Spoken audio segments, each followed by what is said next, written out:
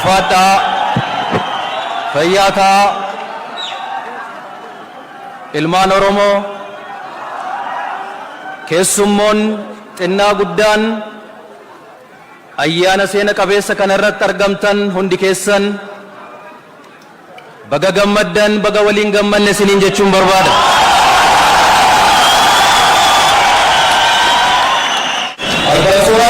ምንድነው ሬክ ሚለውን ውጣ እንትኑ ilmaan Oromoo qabsoo saba keessaniif jech biyya keessanii baatanii bara dheeraadhaaf biyya hambaa turtan baga guyyaa har'aa biyya abbaa keessanitti deebitan jechuun hin barbaada.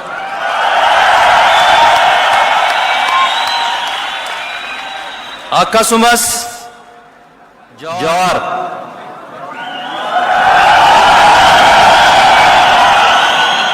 Jawar Directora OMN qofa otoo hin ta'in ilma Oromoo qabsaa'aa Oromoo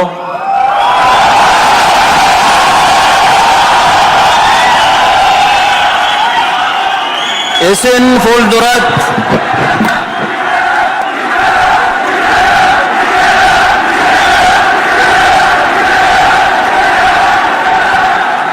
ganaa baay'ee daballa.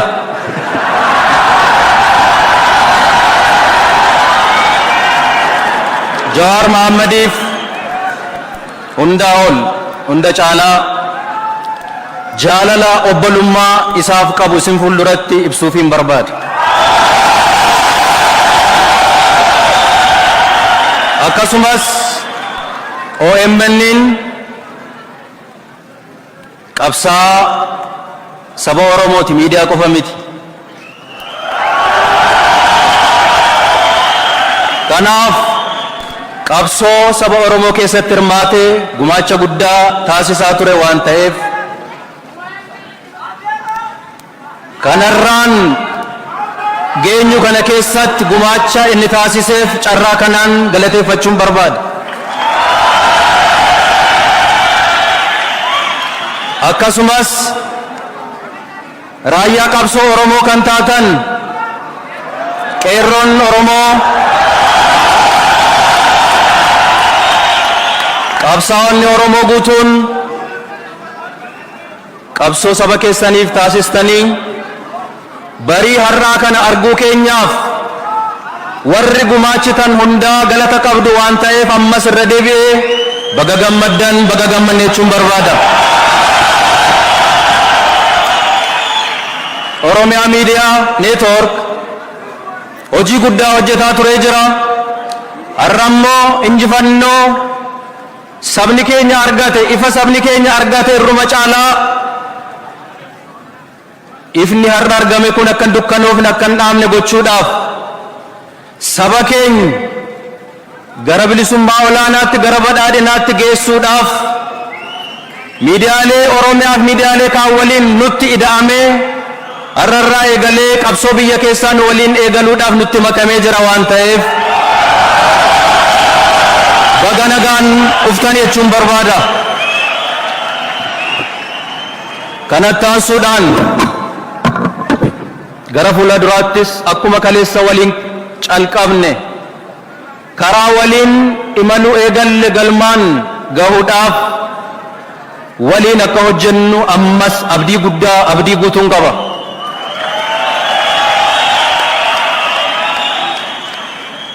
kanatti aansuudhaan carraa kanatti gargaarame keessumaa qeerroof qarreen Oromoo raayyaa saba keessanii taatanii raayyaa qabsoo Oromoo taatanii bilisummaa kanaan ifa kanaan barii kanaan akka qaqqabnu akki sabi keenya qaqqabu gumaacha guddaa taasisaa turtanii jirtu. taasisaa turree jirra.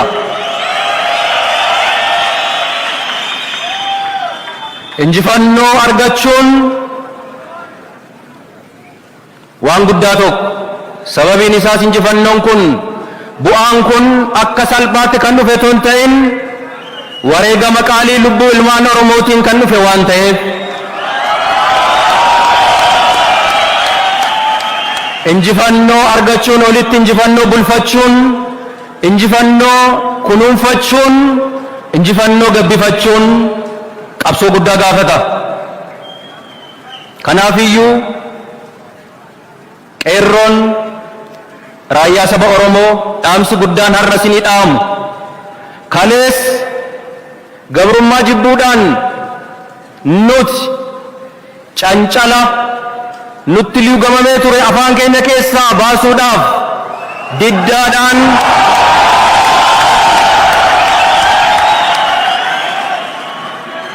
bara hamba kana keessatti mormii gaggeessaa turree jirra.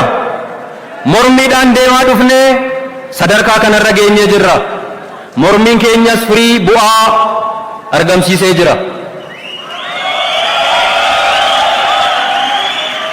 Kun tooftaa qabsoo kaleessa qabannee deemne sadarkaa kanaan kan nu ga'e waan ta'eef kan dagatamu miti. Qabsoon dhalootaa dhalootatti darba itti fufa dhuman qabu waan ta'eef qabsoon immoo tooftaa fi mala adda addaa dhaammasa kamuutu irra jiraata waan ta'eef kalees mormiidhaan as geenye yoo ta'e illee mormiin keenya qabsoon mormii keenya bu'aa kan nu argamsiise yoo ta'e illee hammaan boodarraa eegallee qabsoon keenya kan ta'uu qabu mormii qofa otoo hin ta'in Oromiyaa ijaaruu, Oromiyaa guddisuu, Oromiyaa bisoomsuun ergama keenya guddaa ta'utu irra jiraata. Kanaafiyyuu xobbeen Oromoo qeerroon Oromoo meeqa lubbuutti kafalanii jiru yeroo hunda isaa yaadanna. Itti dafqitanii itti dhamaatanii itti rakkannee jirra waan ta'eef akka duuba nu jalaa hin deebine qabannee qeerroon keenya biyya ijaaruu irratti xiyyeeffannee hojjechuun dirqama keenya isa guddaadha. Lammaffaa dhaamsi koonni lammaffaa mootummaan naannoo Oromiyaa fi dhaabni mootummaa kana hoogganu waggaa lamaan har'aa laftiif samiin nutti dukkanaa'ee Oromiyaan imimmaaniin Oromiyaan imimmaaniif dhiigaan yeroo faalamte sana keessatti warra nu bari'aa jiru jennee waadaa walii galle waadaan keenya lafan buune dhugumaan warra nutti dukkanaa jiru toon ta'in warra nu ifaa jiru warra barii barraaqatti ba'aa jiru warrallee olaalle. Kanaaf siyaasa biyya keenyaa keessatti siyaasni biyya keenyaa summii ta'ee ilmaan Oromoo qabsaa'ota Oromoo hedduu nyaatee jira, gatii kaffalchiisee jira. Nuti ilmaan Oromoo seenaa siyaasaa aadaa siyaasaa biyya keenyaa geeddaruun nurra jiraata jennee ummata keenyaaf akkuma waadaa galle hooggantoonni mootummaa naannoo Oromiyaa Oromoo bittinnaa'ee fi Oromoo faca'e walitti qabuun dirqama keenya jennee akkuma waadaa galle walitti qabaa jirra. Saba Oromoo qofa otoo hin ta'in jaarmiyaalee siyaasaa Oromoo hunda hayyoota Oromoo hunda walitti qabaa jirra, tokkoomsaa jirra.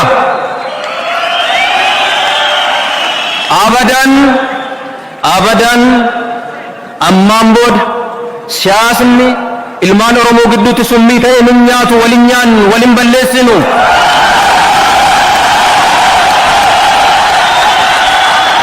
Abadan biyya keenya keessatti siyaasni summii ta'e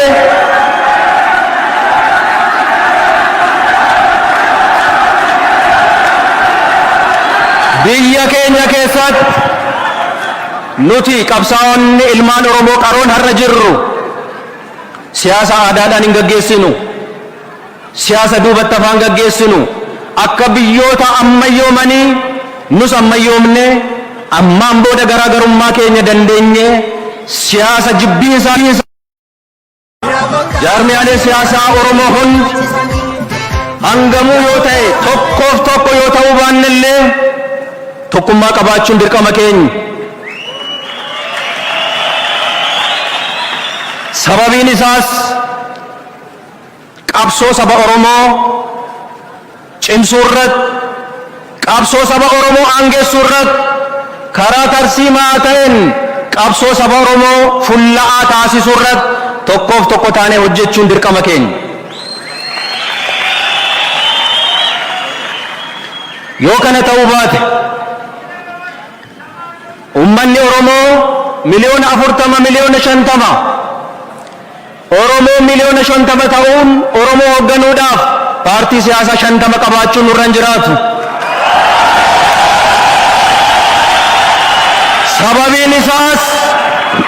Sababiin isaas Oromootu miliyoona 50 malee saba tokko Oromoodhanis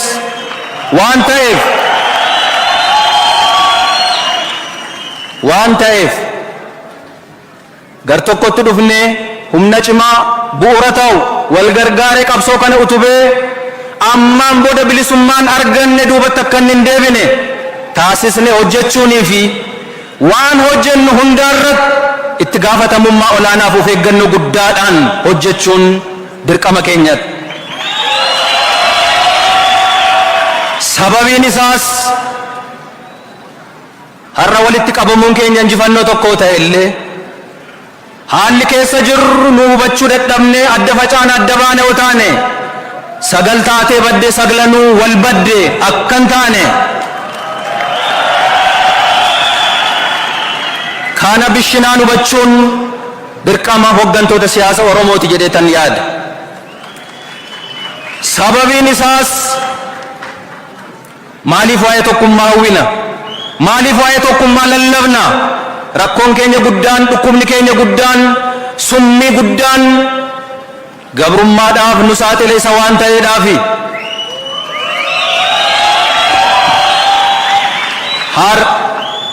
Haqa dhugaa jirtu ilmaan Oromoo, qeerroon Oromoo waan nu hubachuu qabnu. Diinonni keenya halagaan kan nu dhahaa ture, kan nu waraanaa ture harka isaatiin miti, harka keenyaan deebisee numaan deebisee nu dhahaa ture.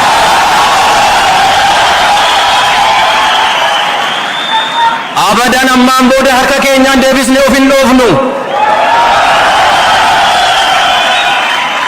Kanaaf iyyuu ummanni keenya tokkoomee filannoo yaadaa qabaatee gara dimokiraasiitti cehee qabsoon keenya abbaa irrummaa diinagdee saba kanaaf fiduudhaaf waan ta'eef sun akka inni dhugoomuu danda'u gara sanatti cehuudhaaf hundi keenya wal gargaarree waliin hojjechuun murteessaadha, barbaachisaadha har'a nuuf. Kanaaf iyyuu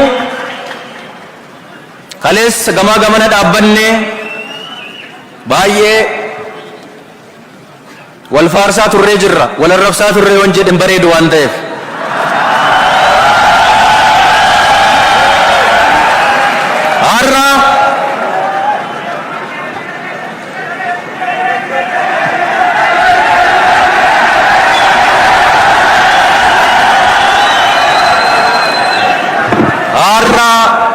Waliin gaarreeffan nuti doofa miti, nuti jaamaa miti, nuti wallaalaa miti, warra nu galeeru, warra waa hunda beeknu. Kana ni dhama'aa jiru saba Oromoofi, kan Jawaar dhama'aa jiru saba Oromoofi. Kana baruun dirqama, kana baruun hayyummaadha, kana beekuun qaroomina. Qaroomina kanaan qabsoo keenya karaa tarsiimaa ta'een wal gargaarree wal deeggarree dargaggoonni Oromoo nuti fuuldura keessan jirru obboleessa keenya Jawaar dabalatee kaan dabalannee qabsoon ummata keenya duraan dursinee qabsoon tokkummaan saba Oromoo ija godhachuu jalqabde kun akka isheen hin dhaamne waardiyyaa taanee dhaabbannee eeguu. Lammaffaa qabsoon keenya qabsoo torban tokkoo, qabsoo ji'a tokkoo, cidha yeroo tokkoo miti, karaa dheeraa qabna. Karaa kanarratti gufannee dadhabnee akka hin dhaabbanne bishinaan wal hubannaadhaan beekumsaan wal gargaarree tarsiimoo cimaa qabanne wal gargaarree hojjechuun barbaachisaadha waan ta'eef qeerroon Oromoo hundi keenya, dargaggoonni Oromoo hundi keenya, qabsaa'onni Oromoo walumaa gala, raayyaan qabsoo Oromoo keessa jirru hundi keenya wal qabannee wal dhaggeeffachaa wal hubachaa bishinaan qabsoo asiin geenye kana fuulduratti fuunee adeemnuun jedha. Ulfaadhaa, fayyaa ta'a.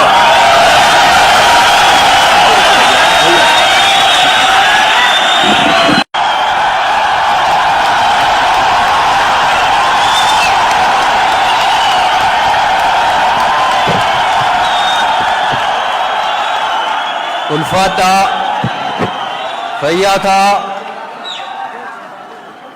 Ilmaan Oromoo, keessummoon xinnaa guddaan ayyaana seena qabeessa kana irratti argamtan hundi keessan baga gammaddan, baga waliin gammanne isiniin jechuun barbaada.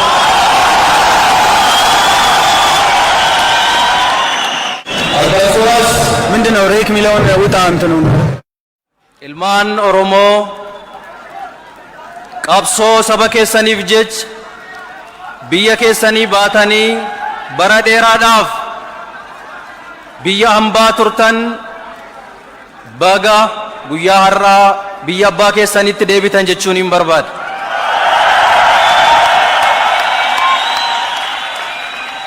Akkasumas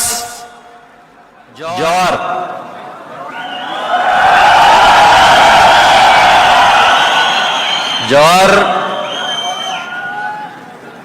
Directora OMN qofa otoo hin ta'in ilma Oromoo, qabsaa'aa Oromoo,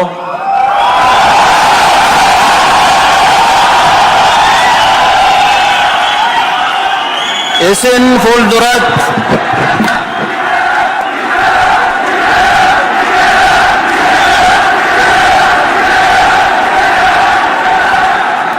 ganaa baay'ee daballa.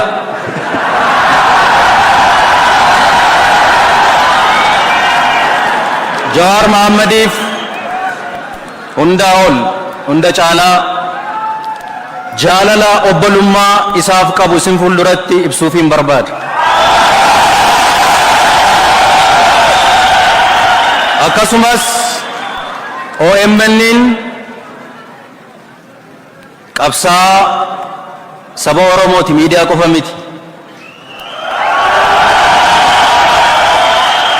Kanaaf qabsoo saba Oromoo keessatti hirmaatee gumaacha guddaa taasisaa ture waan ta'eef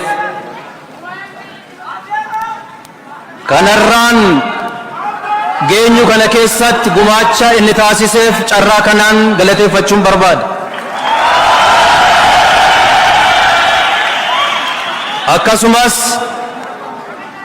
raayyaa qabsoo Oromoo kan taatan qeerroon Oromoo, qabsaa'onni Oromoo guutuun qabsoo saba keessaniif taasistanii barii har'aa kana arguu keenyaaf warri gumaachitan hundaa galata qabdu waan ta'eef ammas irra deebi'ee baga gammaddan, baga gammanne jechuun barbaada. Oromiyaa Miidiyaa Neetwoork hojii guddaa hojjetaa turee jira. Har'a immoo injifannoo sabni keenya argate, ifa sabni keenya argate irruma caalaa ifni har'a argame kun akka hin dukkanoofne, akka hin dhaamne gochuudhaaf saba keenya gara bilisummaa olaanaatti, gara badhaadhinaatti geessuudhaaf miidiyaalee Oromiyaa fi miidiyaalee kaan waliin nutti ida'amee har'arraa eegalee qabsoo biyya keessaa nu waliin eegaluudhaaf nutti makamee jira waan ta'eef baga nagaan dhuftan jechuun barbaada. Kanatti aansuudhaan gara fuula duraattis akkuma kaleessa waliin calqabne karaa waliin imaluu eegalle galmaan gahuudhaaf waliin akka hojjennu ammas abdii guddaa, abdii guutuun qaba.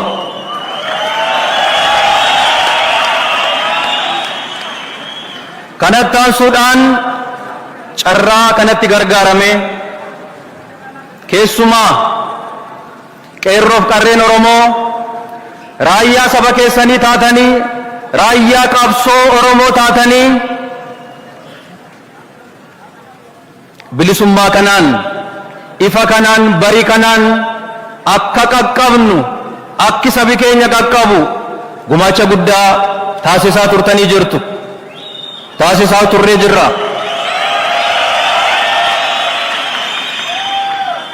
Injifannoo argachuun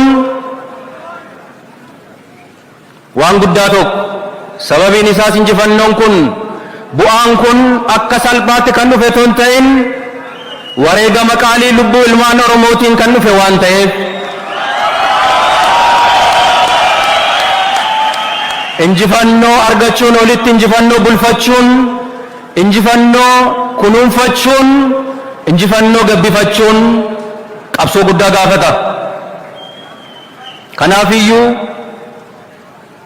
qeerroon raayyaa saba Oromoo dhaamsi guddaan har'a isinii dhaamu kalees gabrummaa jibbuudhaan nuti cancala nutti liugamamee ture afaan keenya keessaa baasuudhaaf diddaadhaan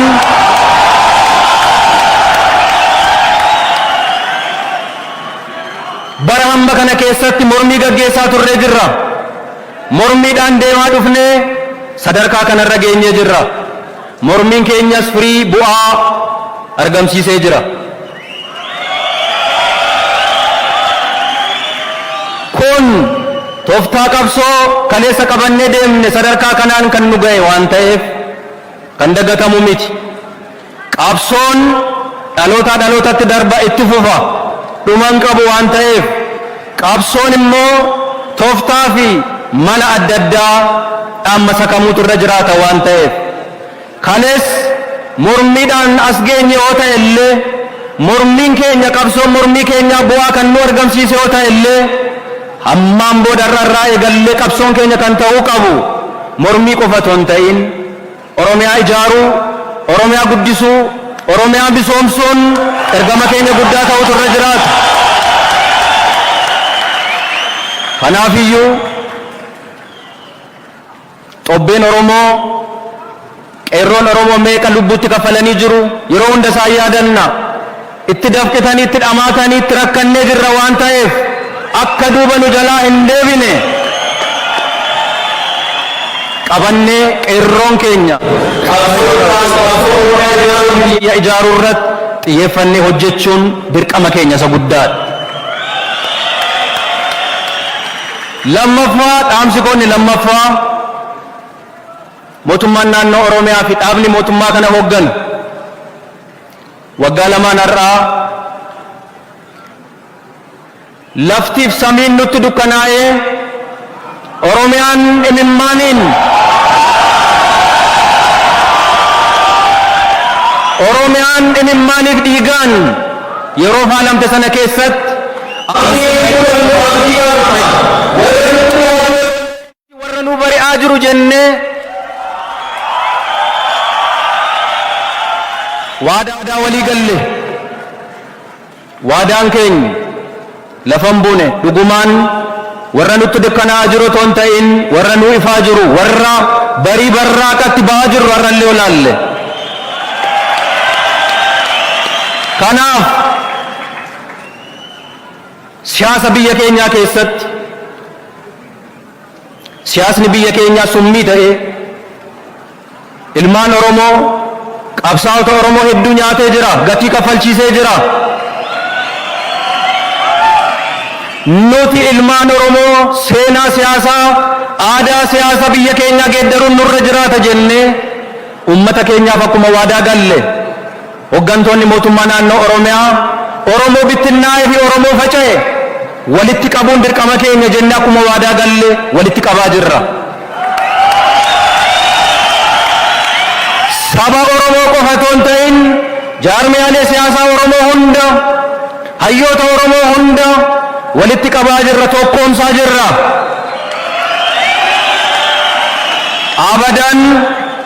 Abadan ammaan booda siyaasni ilmaan Oromoo gidduutti summii ta'e nun nyaatu, walin nyaannu, walin balleessinu.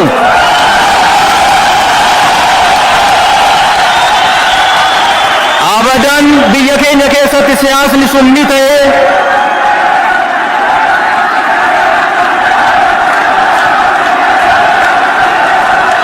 biyya keenya keessatti nuti qabsaa'onni ilmaan Oromoo qaroon har'a jirru siyaasa aadaadhaan hin gaggeessinu, siyaasa duubatti afaan gaggeessinu, akka biyyoota ammayyoomanii nus ammayyoomne ammaan booda garaagarummaa keenya dandeenye siyaasa jibbiinsaa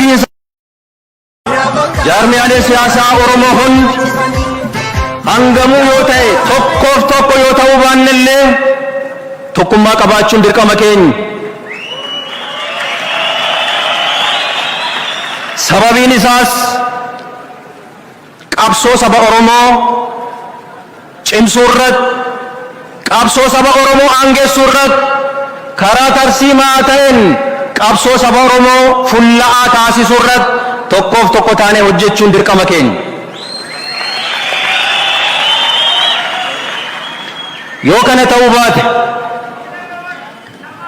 ummanni Oromoo miliyoona 40 miliyoona 50 Oromoo miliyoona 50 ta'uun Oromoo hoogganuudhaaf paartii siyaasaa 50 qabaachuun nurra hin jiraatu.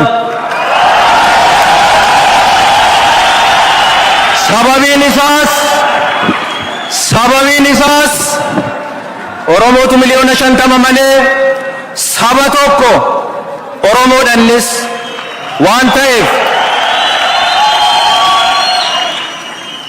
ta'eef gar tokkotti dhufnee humna cimaa bu'uura ta'u wal gargaaree qabsoo kana utubee ammaan booda bilisummaan arganne duubatti akka hin deebine taasisne hojjechuunii fi waan hojjennu hundaarratti itti gaafatamummaa olaanaaf of eeggannoo guddaadhaan hojjechuun dirqama keenyatti.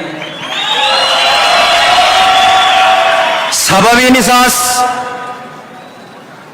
har'a walitti qabamuun keenya injifannoo tokko ta'e illee haalli keessa jirru nu hubachuu dadhabnee adda facaan adda baane yoo taane sagal taatee badde saglanuu wal badde akkan taane kana bishinaan hubachuun dirqama hooggantoota siyaasa Oromooti jedheetan yaada. Sababiin isaas maaliif waa'ee tokkummaa hawwina? Maaliif waa'ee tokkummaa lallabna? Rakkoon keenya guddaan, dhukkubni keenya guddaan, summii guddaan gabrummaadhaaf nu saaxile isa waan ta'eedhaafi.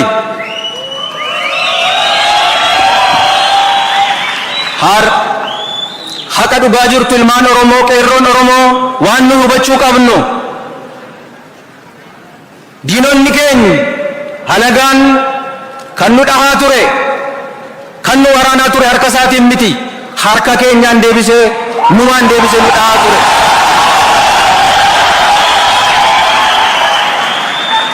Abadan ammaan booda harka keenyaan deebisnee of hin dhoofnu. Kanaaf iyyuu ummanni keenya tokkoomee filannoo yaadaa qabaatee gara dimokiraasiitti cehee qabsoon keenya abbaa irrummaa diinagdee saba kanaaf fiduudhaaf waan ta'eef sun akka inni dhugoomuu danda'u gara sanatti cehuudhaaf hundi keenya wal gargaarree waliin hojjechuun murteessaadha, barbaachisaadha har'a nuuf. Kanaaf iyyuu kaleessa gamaa gamana dhaabbannee baay'ee wal faarsaa turree jirra, wal arrabsaa turree waan jedhan bareedu waan ta'eef.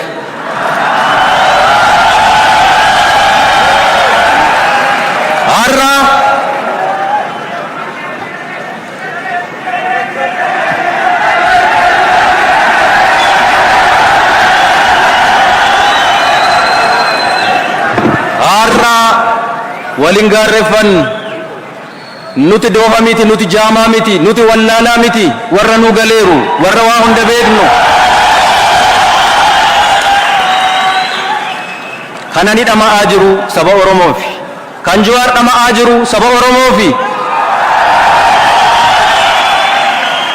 Kana baruun dirqama, kana baruun hayyummaadha, kana beekuun qaroomina. Qaroomina kanaan qabsoo keenya karaa tarsiimaa ta'een wal gargaarree wal deeggarree dargaggoonni Oromoo nuti fuuldura keessan jirru obboleessa keenya Jawaar dabalatee kaan dabalannee qabsoon ummata keenya duraan dursinee qabsoon tokkummaan saba Oromoo ija godhachuu jalqabde kun akka isheen hin dhaamne waardiyyaa taanee dhaabbannee eeguu. Lammaffaa qabsoon keenya qabsoo torban tokkoo qabsoo ji'a tokkoo cidha yeroo